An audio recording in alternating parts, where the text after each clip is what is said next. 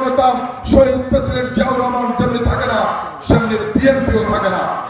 আমরা বলতে চাই, ৭১ স্বাধীনতা যুদ্ধ, মুক্তিযুদ্ধ যদি না থাকে, সেরকম শেখ মুজিবুর রহমান সাহেবও থাকেন না, আওয়ামী লীগও থাকে না। অতএব বাংলাদেশের স্বাধীনতার সপক্ষের শক্তি এবং মুক্তিযোদ্ধাদের দল ঐক্যবদ্ধভাবে রাজপথে আবারও এই স্বাধীনতা বিরোধীদেরকে মোকাবেলা করবো ইনশাআল্লাহ।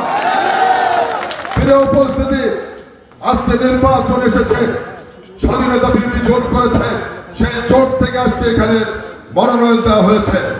আজকে আমরা দেখতে পাচ্ছি এই টুঙ্গিপাড়া কুটালীপাড়া আসনে আজকে রাজবাড়ির থেকে এক ভদ্রলোক আসছে, মাথায় চিন্তা ক্যাপ পরে, ওই পাকিস্তানিরা যে ক্যাপ পরে আজকে এই এলাকায় চলাচল করতো, ঠিক সেই একই ক্যাপ পরে উনি সনাতনী ধর্মাবলম্বী একজন মানুষ, উনি মানুষকে ধোঁকা দেওয়ার জন্য এই টুঙ্গিপাড়া কুটালীপাড়া এসে নির্বাচন করার পায়তারা করছে। আমরা কোন প্রতিদ্বন্দ্বী প্রার্থীকে খাদ্য করে দেখছি না, আমরা কোন প্রতিদ্বন্দ্বী প্রার্থীকে অসম্মান করছি না।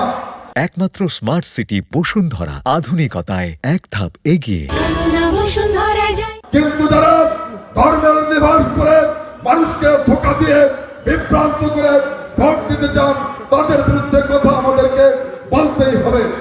প্রিয় উপস্থিতি, একজন এসেছেন চিন্নাকে আপনার রাজবাড়ি থেকে এখানে এমপি হওয়ার জন্য স্বপ্ন দেখছেন, আরেকজন এসেছেন সেই সুদূর কাছেরি বক্সেরপুর থেকে, উনি এসেছেন এই শীতকালে টুঙ্গিপাড়া কোটাবেলা মানুষকে পাখা দিয়ে বাতাস করার জন্য।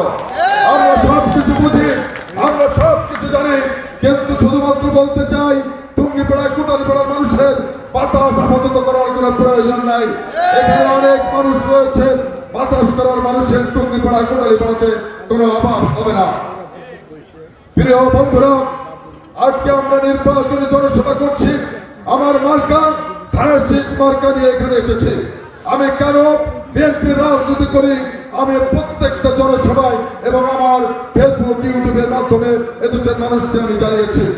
একটি স্বপ্ন নিয়ে রাজনীতি করেছিলাম, যে স্বপ্নটি ছিল, আমি সবসময় যেটা বিশ্বাস করি, দুনিয়ার ক্ষমতা, এই রাজনীতির ক্ষমতা কখনোই চিরস্থায়ী নয়।